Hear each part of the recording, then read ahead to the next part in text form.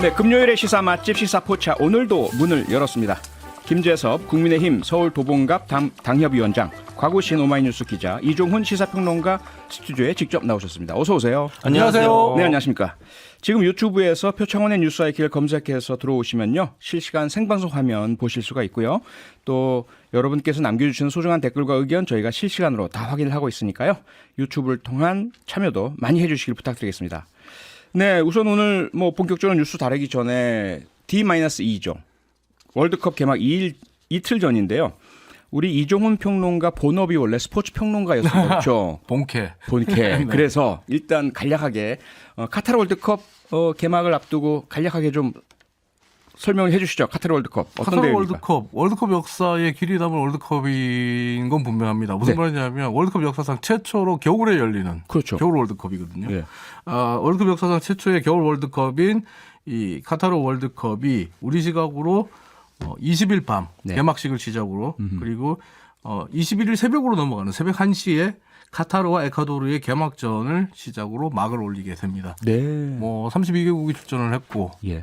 또 지금 겨울에 열리다 보니까 지금 출전한 선수들이 아무래도 예전에 출전했던 월드컵 대회에 비해서는 네. 그 몸 컨디션 관리나 컨디션 조절에 애를 먹고 있다는 이야기들이 좀 들립니다만 많이들 지쳐 있죠, 지금. 네, 하지만 세계 최고의 몸값을 자랑하는 스타 플레이어들이 즐비하지 않겠습니까? 네, 그렇죠. 눈이 즐거운 월드컵이 되기를 희망해 봅니다. 그 스타 플레이어 중에 대한민국 선수단에도 분명히 있잖아요. 네, 그런데 있죠. 손흥민 선수가 부상을 당해서 올 수 있느냐 없느냐 했는데 마스크를 쓰고 지금 연습하고 있죠? 네, 검은색 보호 마스크를 쓰고 있는데요. 예. 손흥민 선수 본인 말로는 합류하기 전에 우리 대표팀에 합류하기 전에 스프린트까지 가능했다.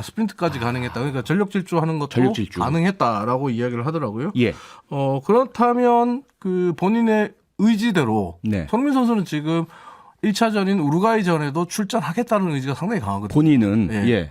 근데 이제 전문가들과 얘기를 해보니까 이 좀 다행인 것이 전문가들도 이런 얘기를 하더라고요. 손흥민 선수의 부상 부위가 생각보다 크지 않더라. 생각보다 크지 않고 네. 그리고 눈과 조금 거리가 있어서 네. 안구에 영향을 줄 가능성이 좀 떨어져 있다. 다행이네요. 불행 중 다행이다라고 볼 수 있죠. 예. 그래서 경기를 하는 데는 지장이 없는데 심리적으로 손흥민 선수가 몸싸움이라든지 그렇죠. 충돌이라든지 이런 것들을 의식하면서 플레이를 좀 하게 되면 좀 위축되지 않을까. 또 그렇지 않고 손흥민 선수가 평소대로 경기를 풀다가는 부상이 또 더 날 수 있고. 더 큰 부상이 이어질 수 있기 때문에 우리 국민들은 손흥민 선수를 좋아하는 팬들은 아무래도 좀 노심초사하면서 첫 경기를 볼 수밖에 없을 것 같습니다. 그러게요. 여기서 이제 김재섭 위원장께 돌발 질문을 드려야겠습니다. 네. 우리나라 국가대표팀 16강 올라갈 수 있을까요, 없을까요? 어떻게 보세요?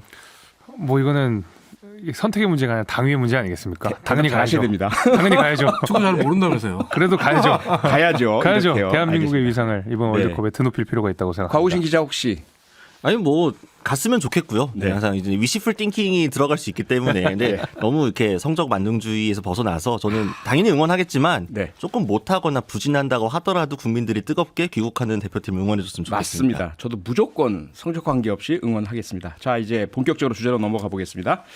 곽우신 기자가 준비하신 오늘의 주목할 뉴스 무엇입니까? 네, 사실 윤석열 대통령의 언론관에 대해서 저희 뉴스아이킥에서도 굉장히 여러 차례 다루고 있는데 네. 이게 안 다룰 수가 없게 매일 이슈가 터지고 있습니다. 아까 소개를 해드린 것처럼 윤석열 대통령이 오늘 약식 출근길 문답에서 MBC를 향해서 가짜뉴스로 이간질하려는 아주 악의적인 행태를 보였다라고 직격탄을 날렸는데 네. 사실 이 표현 자체도 그렇고 그 전후 맥락을 살펴봐도 상당히 좀 비판적일 수밖에 없는 언론에 종사하는 사람으로서 그런 발언이라서 이 부분에 대해서 그리고 그 이후에 대통령실의 대응과 당시 이제 비서관의 언행에 대해서도 좀 짚고 넘어가야 될 것 같아서 갖고 왔습니다. 네. 곽우신 기자는 MBC 소속이 아닌데. 네, 아니죠. 안타깝게도 아닙니다. 그럼 대통령의 이런 MBC를 겨냥한 발언을 MBC 소속이 아닌 기자로서 네. 어떻게 객관적으로 엄정하게 어떻게 받아들이세요? 일단 저는 더 분발해야겠습니다. 왜 오마이뉴스는 대통령으로부터 악의적이란 말을 못 듣고 있는가 평가를 우리가 좀 뭔가 덜 성실했던 건 아닌가 좀 반성을 하게 되고요. 네. 이 말 자체에 굉장히 문제가 많은데 근데 사실 윤석열 대통령의 어떤 일관된 언론관의 입장에서 보았을 때는 새롭진 않다.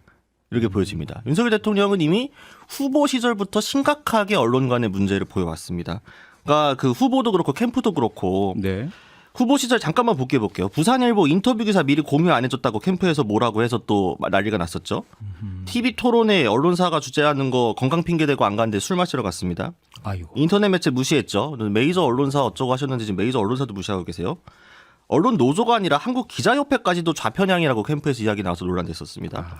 JTBC 손석희 사장 지금 있지도 않은데 뭐 그거 가지고 JTBC 좌편향 논란 일으켰고요. 네. 왜곡 기사를 쓰면 언론사 파산할 수 있어야 된다 이런 말을 대통령께서 직접 후보 시절에 하셨습니다. 네.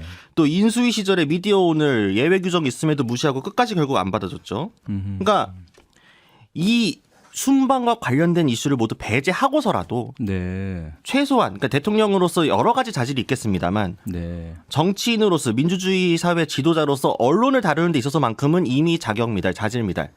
예. 언론하고 계속 이렇게 싸우실 거면은 그냥 정치인 하지 마시고 내려오시면 됩니다.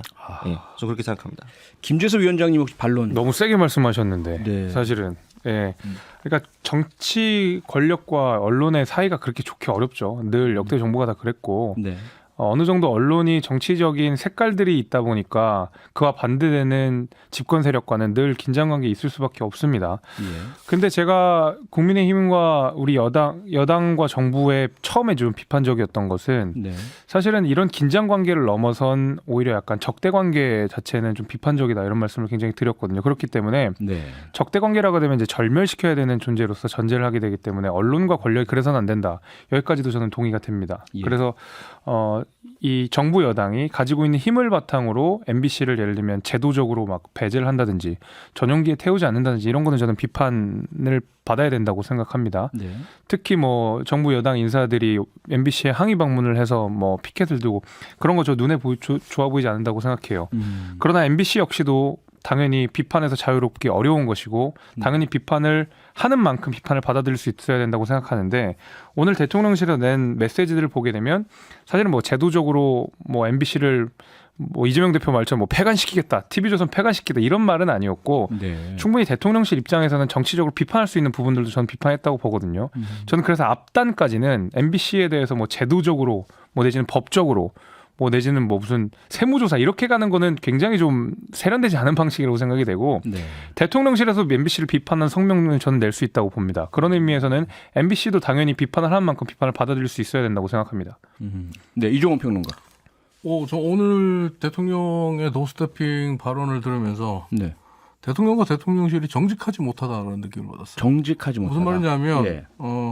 MBC가 보도했던 뭐 대통령의 표현대로면 가짜뉴스, 이간질하는 악의적인 뉴스라는 게 바이든 날리면 EXX 이 사람들 논란이잖아요. 거기서부터 시작이 됐죠. 예, 그 얘기를 오늘도 한 거거든요. 예. 오늘도 그 얘기를 한 건데 대통령실과 국민의힘이 뭘 믿고 그 국민들에게 자꾸 날리면이다. 그리고 이 사람들이다라고 이야기하는지 모르겠다. 왜 그렇게 당당하냐라고 제가 지난주에 김재섭 위원장께 질문을 했었잖아요. 예. 대답을 듣지는 못했지만 어쨌든 그때 제가 느낀 거는 이걸 국민을 바보로 하는 거냐라는 얘기까지 했었는데 예. 오늘도 마찬가지입니다. 우기입니다. 그냥 대통령실에서 우기고 있는 겁니다. 바이든은 없었다. 그리고 EXX도 없었다라고 우기는 거잖아요. 그러면 네. 대통령부터 EXX가 우리 야당을 향한 말이라고 말했던 김은혜 홍보수석을 날려야죠. 바이든 해야죠. 악의적이고 가짜뉴스를 만든 거 아니에요. 김은혜 홍보수석도. 똑같은 그 자체를 대상이 한다면. 우리 대한민국 국회를 향한 것이었다라고 이야기했으니까 말이죠. 네. 그리고 또 언론에 대해서 얘기를 하는데 예. 언론은 권력을 감시하고 비판할 자유가 있습니다. 뿐만 아니라 이건 자유를 넘어서 언론이 갖고 있는 사회적 책무, 사회적 의무거든요. 네. 언론이 당연히 해야 될 일입니다. 근데 여기에 대해서 대통령이 이렇게 강압적인 태도를 보인다는 거. 저는 이게 과연 우리 국민들에게 어떤 모습으로 비칠까? 네. 대통령과 대통령실이 한번 진지하게 성찰해 볼 필요가 있다 생각합니다. 그러니까 네. 저는요 그 바이든 날리면 여기에 대해서는 저는 그때 바이든으로 들었다고 말씀을 드렸지만 네. 누구는 정말로 날리면으로 들은 분들도 계세요. 계시더라고요. 이 사실관계는 예를 들면 정말로 뭐 음성 분석 학자들마다 의견이 좀 있는 거고 우리가 바이든인지 날리면인지 각자 견해들이 있을 수 있다고 생각합니다. 근데 만약에 날리면으로 들으신 분들 입장에서는 MBC가 미울 수 있죠. 정치적으로. 당연히 미울 수 있습니다. 그래서 그 미운다는 전제하에, 그러니까 날리면으로 들었다는 전제하에 나머지 대통령실의 모든 입장을 들어보면 사실은 억울하다라는 이야기를 하는 거거든요. MBC도 여기에 대해서 자유롭지 못하다, 비판에서 자유로우면 안 된다라는 이야기를 하고 있는 건데 네.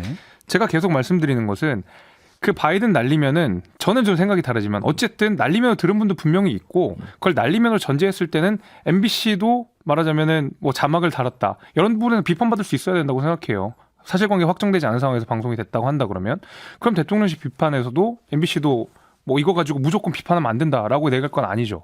강압적인 태도 아니죠. 그 그런- 얘기가 뭐냐면 이걸 가짜 뉴스라고 할 수 없다는 거죠. 악의적인 가짜 그렇죠. 뉴스라고 네. 명명할 수 없다는 거죠. 앞서도 얘기했지만 날리면으로 듣는 사람도 있고 바이든으로 듣는 사람도 있고 EXX 이 사람들 다 다르게 듣는데 지금 내가 날리면으로 들었고 이 사람들이라고 들었다고 해서 악의적이고 악질적인 가짜 뉴스다.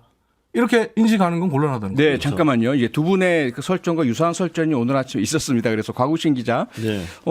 이 대통령의 도어스태핑 그 출근길 문답에서 이제 MBC 기자가 이제 질문을 하고 대통령이 답을 하시다가 들어가시니까 다시 이제 비서관과 기자 간에 또 설전이 오갔지 않습니까? 네. 지금 두 분의 어떤 인식과 좀 유사한 것 같은데 이거부터 좀 간략하게 짚어주시죠. 그러니까 이제 그 윤석열 대통령의 일단 그 출근길 문답부터가 문제인 건데요. 이전부터 계속 본인이 답변하기 쉽고 좋아하는 질문에는 적극적으로 답변을 하면서 불편한 질문이 들어오면은 다른 거 없냐라고 답변을 회피하고 네. 먼저 가버리는 행태가 반복이 됐습니다. 그럴 거면 도어스태핑 왜 하는지 잘 모르겠는데 어쨌든 그래서 MBC 기자가 왜 뭐가 악의적인 거냐라고 따져 물었을 때 답변이 없이 들어갔잖아요. 예. 대통령이 먼저 이게 일단 문제고요. 이거에 대해서 MBC 기자가 문제를 제기를 하는데 홍보기획 비서관이 가는 사람한테 그렇게 이야기하면 어떡하냐는 식으로 문제를 제기했단 말이죠. 네.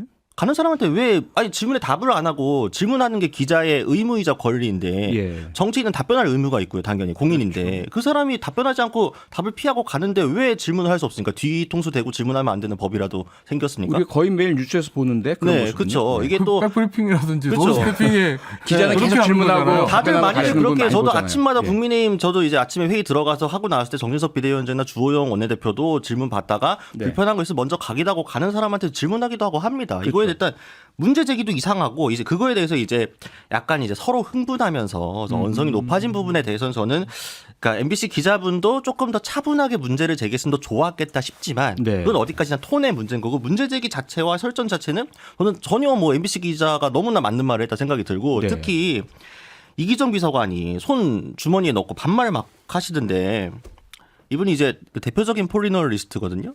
YTN 퇴사한 지 3일 만에 대통령실로 갔습니다. 아, 그러니까 이제 기자로서의 신념도 양심도 팔아먹고 권력의 애완견 되셔가지고 대통령실이 좀 잘 보이려고 하늘 높은 줄 모르시는 것 같은데 YTN에서 성명도 나왔었거든요. 이분에 대해서 아주 우리 모든 기자들의 타산지석이 되어줘서 너무 고마운 선배다. 저렇게 되면 안 되겠다. 저렇게 정치계로 가면 안 되겠다 보여주셔서 무척 감사드립니다. 아, 네. 너무 감정적으로 말씀하시는 것 같아요. 지금 약간 네, 기자들이 상당히 좀 네, 교황 뭐, 계신 것 같아요. 그러니까 이게 그래서 사실 뭐 이게 워낙 이제 MBC와 대통령실 간의 이 긴장 관계라든지 그다음에 내지는 갈등이 사실은 너무 좀 악화되다 보니까 좀 이런 해프닝까지 이제 일어났다고 생각이 되는데 네.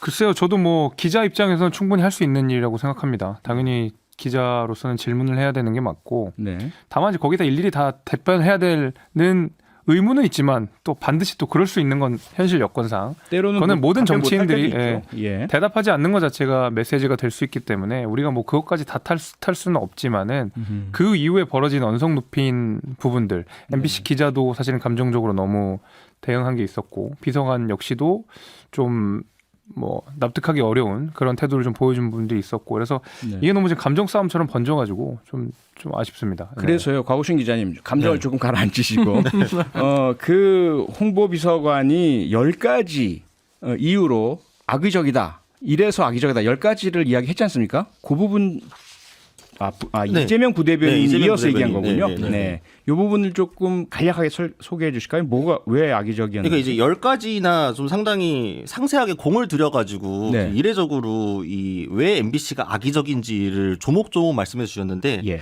조목조목 말이 안 돼서 참 이거를 옮기기도 안 그래도 오늘 MBC 또 입장이 언론노조 MBC 본부에서 또 입장이 나왔더라고요. 그거는 상세한 건 참고를 하시면 되고 네. 그러니까 이제 그 10가지 중에 앞에 상당 부분은 가짜 뉴스라는 전제를 가지고 하는 이야기들입니다. 근데 아까 이종훈 평론가님께서 잘 말씀해 주셨던 것처럼 이걸 가짜 뉴스라고 규정을 할 거면 진실이 일단 명백해야 돼요. 그리고 명백한 진실을 정말로 악의적으로 왜곡 조작을 해야 그걸 가짜 뉴스라고 규정할 수 있는 거거든요. 근데 이거는 이견이 갈리는 거잖아요. 저는 사실 저도 아무리 들어도 난리면 아닌데 어쨌든 이견이 갈리니까 진영에 따라서. 그럼 어쨌든 이거는 해석의 영역인 거기 때문에 나는 동의할 수 없다라고 해서 그걸 가짜 뉴스라고 규정할 수는 없는 거예요. 그것도 특히나 권력이 함부로 이렇게 쉽게 가짜 뉴스라고 규정하는 건 대단히 저널리즘의 기본 원칙에도 위배되는 거라는 말씀을 드리고 특히나 또 그 뒤에를 좀 보게 되면 뭐 MBC가 거짓말을 하고 있다 뭐 이런 식으로 얘기를 해요. 해석이나 가치 판단하지 않고 발언 내용을 그대로 전달했다라고 하는 MBC의 설명이 거짓말이라고 하고 이게 악의적이라고 하는데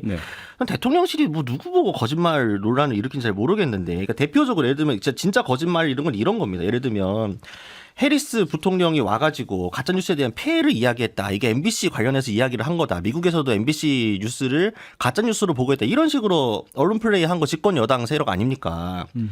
이거 공식 문서에서 확인되지 않아요. 이게 그거가 가짜뉴스였어요. 이걸 가짜뉴스라고 했다는 것 자체가 MBC 뉴스 보고 이런 거 가지고 하는 게 대통령실의 권력이 오히려 가짜뉴스를 퍼뜨리고 있는 거고 또 MBC가 왜 그 이메일로 회신받은 거 보도 안 했냐. 아니 내가 취재한 내용 중에서 뭘 보도하고 보도하지 않을 거는 언론사 내부의 고유한 편집권입니다. 이거에 대해서 이래라 저래라 하는 거가 바로 보도 지침이죠.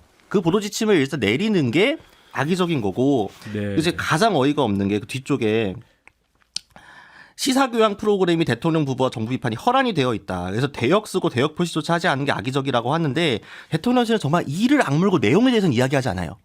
이 시사교양 프로그램들이 제기하고 있는 의혹들에 뭐가 의혹이 있고 뭐가 문제고 뭐가 석연치 않아 이거 해명 좀 해줘라고 하는데 아무 얘기도 안 하고 대역 표시 없었잖아. 그 소리만 대고 있는 거예요. 이게 악의적인 거 아닙니까? MBC에서 인정하고 사과를 했죠. 네, 그렇죠. 그리고 막 광우병 얘기 계속하는데 이거 PD수첩 대법원에서 무죄 나왔어요. 이거 조작방송 아니라는데도 계속 조작방송이 이거 사법부의 권위를 무시하는 이런 삼권 분립을 무시하는 대통령실의 행태고 낙동강 수돗물에 남세균 검출 이거 남세균 독소 나온 거 사실이잖아요. 독소 나와가지고 이거 논란 되고 있는 건데 그러니까 대통령실이 오히려 가짜뉴스가 아닌 걸 가짜뉴스로 규정을 해놓는 이거 자체가 지난주에 말씀드린 것처럼 정말 저널리즘의 지읒도 모르신다. 잘. 다들 흥분하셔가지고. 근데 사실은 이제 김재섭 위원장도 이렇게 지켜보시겠지만 이게 MBC만의 문제가 아니라 언론의 자유에 대한 부분이다 보니까 이제 기자분들이나 언론 종사자분들이 상당히 많이 격앙되신 것 같아요. 그 부분은 읽고 계시죠. 그럼요. 그러니까 이게 이제 MBC와의 이런 갈등 같은 것들이 사실은 이제 언론 전체에 대한 갈등으로 번질 수 있기 때문에 저는 정치적으로는 그렇게 뭐 유리한 판단은 아니라고 보거든요. 그러니까 왜냐면은 바로 작년까지 똑같은 문제로 그러니까 거의 유사한 문제로 국민의힘이 민주당을 비판했었던 사례가 있기 때문에 그 시간이 얼마 오래 걸리지 않았어요. 그리고 국민의힘으로 정권이 바뀐 데에는 사실은 민주당의 이런 어떤 언론관 이런 것들도 크게 한몫했다고 저는 보고 있거든요. 그게 굉장히 그 달 내내 이슈가 됐었기 때문에 저는 이제 그런 의미에서 정무적으로도 언론의 예를 들면 비판을 좀 할 수도 있고 긴장관계가 있을 수도 있지만 전면전을 선포하고 적대화가 되는 것은 개인적으로는 글쎄요 뭐 보수 정당 입장에서는 그렇게 유리한 정무적 판단 아니라고 생각합니다. 그러니까 말이죠. 이종훈 평론가님 짧게 한 20초? 저는 오늘 대통령실이 발표한 악의적인 이유 10가지를 들으면서 이게 극우 유튜브의 대본 스크립트인지 대통령실이 공식적으로 입장인지 좀 헷갈릴 정도였습니다. 알겠습니다. 여기까지만 하겠습니다. 평일 저녁 6시 5분에 여러분을 찾아갑니다. MBC 라디오 표창원의 뉴스 하이킥.